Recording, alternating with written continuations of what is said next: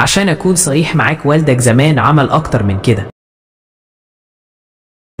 ايه الحكمة في ان اهلك يقولوا لك ما تعملش كده وبلاش كده، على الرغم من انك متأكد انهم ياما عملوا كده؟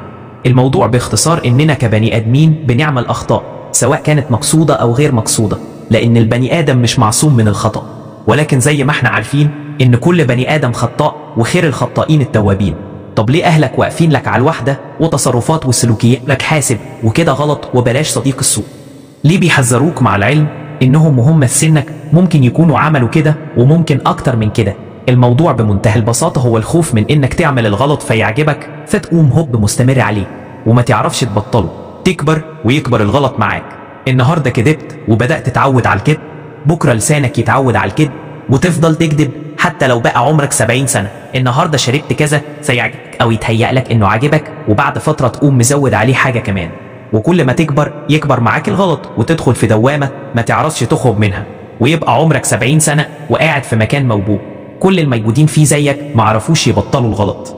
وعشان كده اهلك بينصحوك، لان جايز لو رجلك مشت في سكة الغلط ما تعرفش ترجع من الطريق ده.